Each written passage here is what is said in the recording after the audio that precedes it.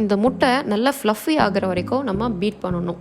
ஒருவேளை உங்களுக்கு முட்டை வேண்டான்னு நினச்சிங்கன்னா நீங்கள் முட்டைக்கு பதிலாக தயிர் சேர்த்துக்கலாம். முட்டை நல்லா பீட் பண்ணிட்டேன். இது கூட நான் 1/2 கப் சர்க்கரை சேர்த்துக்கிறேன். இந்த சர்க்கரை வந்து நல்லா கரையணும், ஃபுல்லாக கரையிற அளவுக்கு இதை நம்ம நல்லா பீட் பண்ணிக்கணும். சர்க்கரை நல்லா கரைஞ்சிருச்சு. இப்போது இது கூட 1/2 கப் பட்டர் சேர்த்துக்கிறேன்.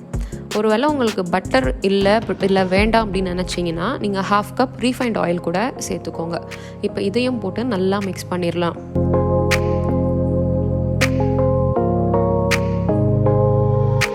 இதெல்லாம் மிக்ஸ் ஆனதுக்கப்புறம் 1/2 கப் பாலும் சேர்த்துக்கிறேன். ரொம்ப சூடாக ஊற்றாதீங்க, நல்லா ஆறின பால் நீங்கள் இது கூட மிக்ஸ் பண்ணிக்கோங்க. நல்லா மிக்ஸ் பண்ண பிறகு 1 டீஸ்பூன் வெனிலா எசன்ஸ் நான் இது கூட சேர்த்துக்கிறேன். இப்போது ட்ரை இன்க்ரீடியன்ட்ஸ் ஆட் பண்ணணும். இதை ஆட் பண்ணுறது வந்து ஒரு சல்லடையில் போட்டு ஃபஸ்ட்டு சலிச்சிட்டு அதுக்கப்புறம் நம்ம ஆட் பண்ணலாம். நான் 1/2 கப் மைதா மாவு சேர்த்துக்கிறேன். மைதா மாவு கூட 1/2 teaspoon baking soda, 1 teaspoon baking powder இது போட்டுக்கிறேன்.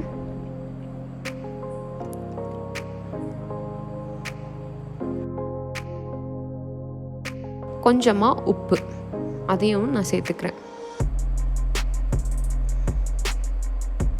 இது எல்லாமே நம்ம நல்லா சலிச்சிடலாம். எந்த ஒரு கட்டியும் இல்லாத அளவுக்கு நம்ம சலிச்சு எடுத்துக்கலாம். சலித்த பிறகு இது எல்லாத்தையுமே நம்ம நல்லா கலந்து விட்டுறணும். எந்த ஒரு லம்ஸும் இல்லாமல் கட்டியாக இல்லாமல் நல்லா ஃபுல்லாக கலந்து விட்டுறணும். சைடில் இருக்கிறது எல்லாமே எடுத்துகிட்டு கட் அண்ட் ஃபோல்டு மெத்தடில் நம்ம இது பண்ணணும், மிக்ஸ் பண்ணணும்.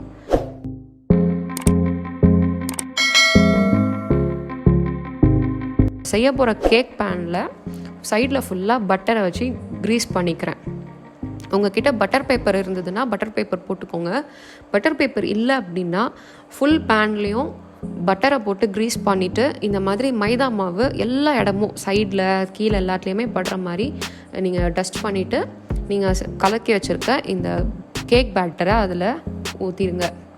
ஊற்றிட்டு அதில் எந்த ஏர் பபுள்ஸும் இல்லாத அளவுக்கு தட்டிட்டு அதை ஓவனில் வைக்க போகிறோம். ஓவன் வந்து நான் 170 டிகிரி செல்சியஸில் ஆல்ரெடி 10 மினிட்ஸ்க்கு ப்ரீ ஹீட் பண்ணிடுறேன். 170 டிகிரி செல்சியஸில் 20 மினிட்ஸ்க்கு நம்ம இதை பேக் பண்ண போகிறோம். 20 மினிட்ஸ் கழிச்சு பாருங்கள், கேக் அழகாக வந்திருக்கு, எந்த ஒரு கிராக்கும் இல்லை, ரொம்ப சூப்பராக வந்திருக்கு. இப்போ பாருங்கள், அந்த குச்சியில் வந்து கேக் ஒட்டவே இல்லை, அப்போனா வெந்துருச்சுன்னு அர்த்தம். இப்போ எல்லா இடத்துலையும் நம்ம வந்து சின்ன சின்னதாக ஓட்டை போட்டுக்கலாம். அப்போ தான் அந்த சுகர் சிரப் வந்து உள்ளே ஃபுல்லாக இறங்கும்.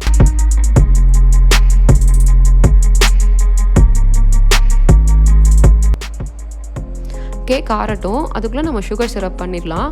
ஒரு பேனில் நான் கொஞ்சம் தேன் கொஞ்சம் தண்ணி விட்டு ஒரு கொதி வர அளவுக்கு நான் அதை வந்து கொதிக்க வச்சு எடுத்துக்கிறேன். இப்போ கேக் ஆறிடுச்சு, அது ஒரு பிளேட்டுக்கு மாற்றிடலாம். இப்போ மறுபடியும் நான் கொஞ்சம் ஓட்டை போட்டுட்டு நம்ம செஞ்சு வச்சுருக்க அந்த சுகர் சிரப்பை மேலே ஊற்றிக்கிறேன்.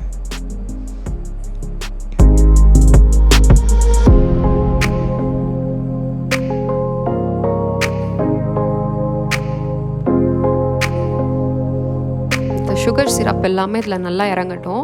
நம்ம அதே பேனில் ஃப்ரூட் ஜாம் இருக்குல்ல, ஏதாவது ஒரு ஃப்ரூட் ஜாம் நீங்கள் எடுத்துகிட்டு அதில் கொஞ்சம் தண்ணி சேர்த்து நல்லா மிக்ஸ் பண்ணிக்கோங்க. இது ஒரு கொதி வர அளவுக்கு மிக்ஸ் பண்ணிக்கிட்டால் போதும்.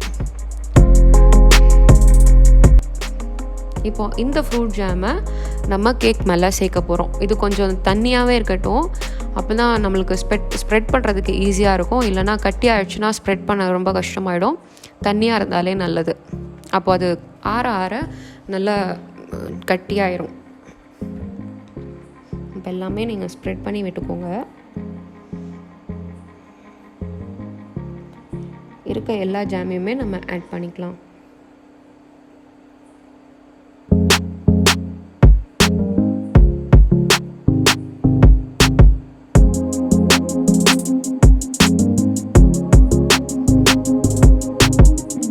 சைடில் எல்லாமே அந்த ஜாம் படுற அளவுக்கு நம்ம வந்து எல்லாத்தையுமே ஸ்ப்ரெட் பண்ணி விட போகிறோம். இப்போது ஒரு தேங்காய் 1/4 மூடி தேங்காவை நான் திருவி எடுத்துக்கிறேன். இந்த தேங்காய் தான் வந்து மேலே டாப்பிங் பண்ண போகிறோம். இதை வந்து ஒரு மிக்சியில் ஒரு சுற்றி எடுத்துக்கலாம். எடுத்துகிட்டு இதை நம்ம வறுக்க போகிறோம். இது கலர் மாறாமல் அப்படியே வறுத்து எடுத்துக்கணும். அது ப்ரௌனிஷ் ஆகக்கூடாது. லைட்டாக அந்த ஈரப்பதம் போகிறது வரையும் வறுத்து எடுத்துகிட்டு இதை நம்ம கேக் மேலே தூவி விட போகிறோம்.